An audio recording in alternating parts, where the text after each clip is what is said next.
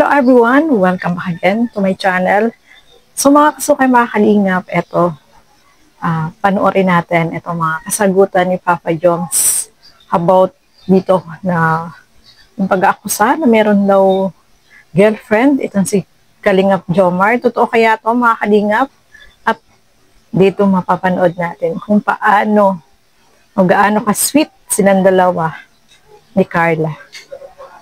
Tawag nga niya is legal white, no, mga kalingap. So, panoorin po natin sa video na ito. Tara! Pero bago natin simulan yan, huwag niyo pong kakalimutan mag-subscribe. Bal Santos Matubang, Kalingap Rob at Edna Vlogs. Siyempre, supportahan po natin Kalingap Jomar.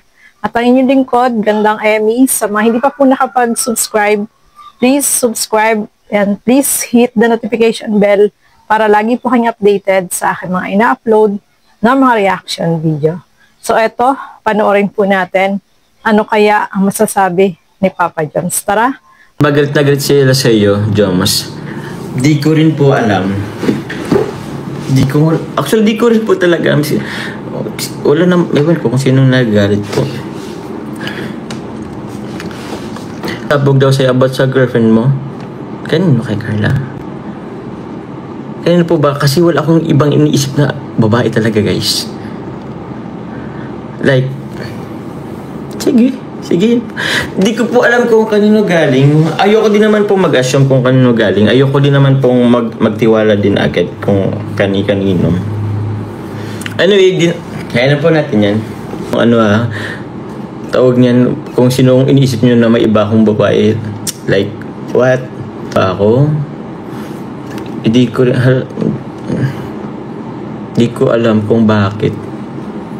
Wala na, actually guys, paano po ba? Wala naman akong ginagawang nagpo-focus lang po talaga ako guys sa focus lang po ako guys sa mga mission po guys. Opo. Dan kasi ako ng issue. Kasi hindi naman po, hindi rin po kasi mamatay-matay ang issue po or kung ano-ano pa man po. Kasi kung papansin ko talaga guys ang issue, wala talaga akong magagawa guys. Wala akong magagawa. Wala, hindi maging productive guys ang araw ko or ano ko po. Kaya di ko alam. Don't mind them, just focus ka lang sa goal mo. Yes po, focus din naman ako sa goal. So ayan no mga kalingap, sinagot ni Papa Joms about dito sa issue na meron siyang girlfriend. No, sinasabi ni Papa Joms dyan, wala siyang ibang girlfriend at si Carla lang yung babaeng nasa isip niya, no mga kalingap. So si Carla lang talaga at wala siyang alam kung ano yung mga sinasabi nila at ayaw niya rin daw na pumatol kasi masisira yung kanyang yung kanyang mga ginagawa, no, especially 'di ba kapag pinatulan niya yung mga issue is may stress lang siya. Syempre apektado yung pag sa charity niya, no mga kalingap. So tama yung ginagawa ni Papa Joms na hindi siya pumapatol kapag may mga ganyang issue kasi nagtataka siya saan nanggagaling yung mga ganon.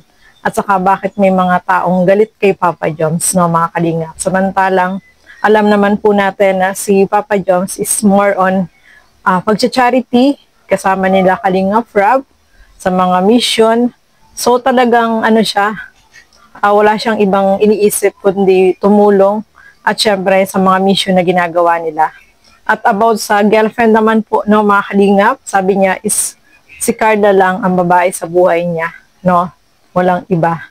Hindi niya alam kung saan nanggagaling yung mga ganong issue na sabi nga niya is wala naman siyang ginagawa na iba na bakit may mga ganong issue na lumalabas, no mga kalingap. So talagang more on charity and focus sa mga ginagawa niya si Papa Joms. Syempre kay Carla lang, no, walang ibang babae. So eto, alamin natin sino ba yung tinutukoy nila dyan na babae na nililink dito kay Papa Joms. Ito, panoorin po natin ang video nito. Hindi guys, mahal natin si Carla guys. Mahalaga din yan sa atin. Di ko rin alam kung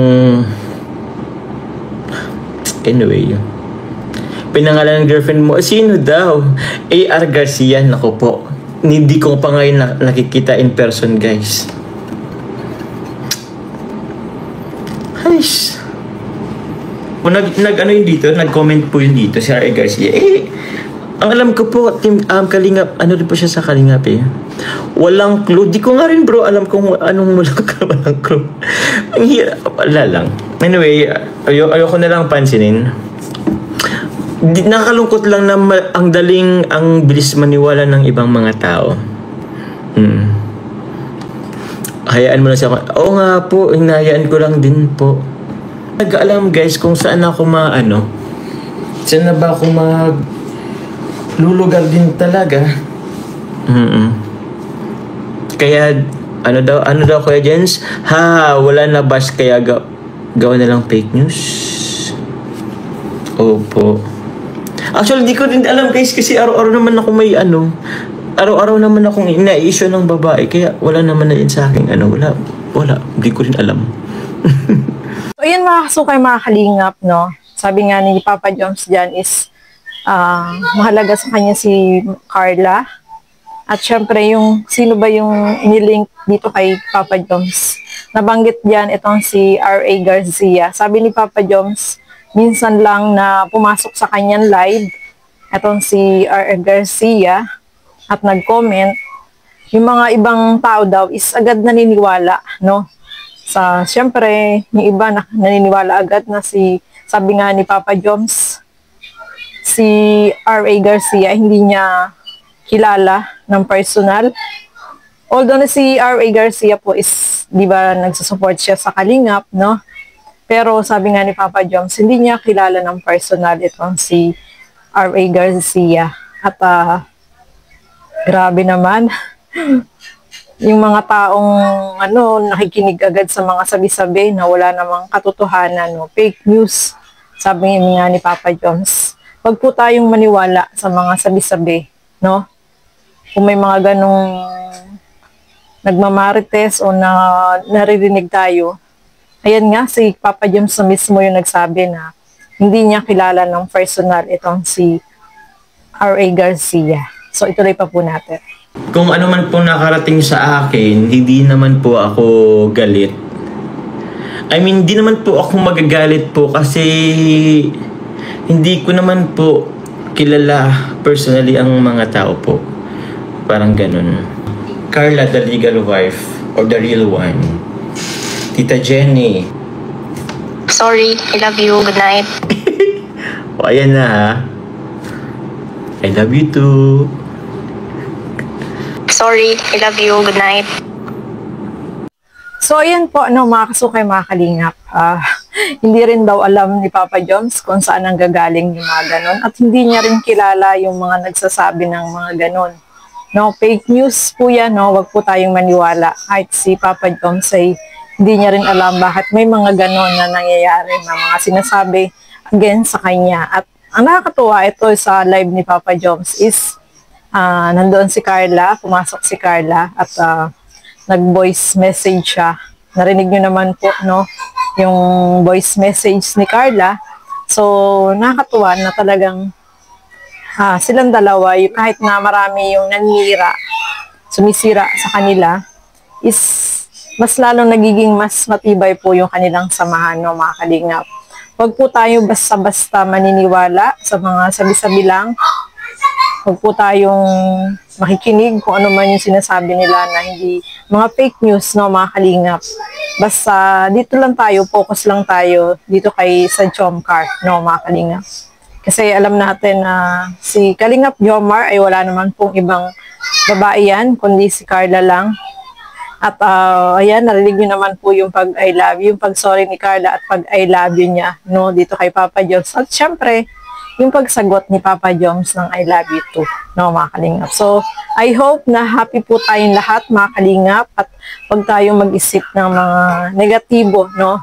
Maging positibo lang po tayo sa buhay natin. At atong sinusuportahan natin, syempre, na Jomcar is nandiyan palagi at mas lalong nagiging mas matatag yung kanilang samahan.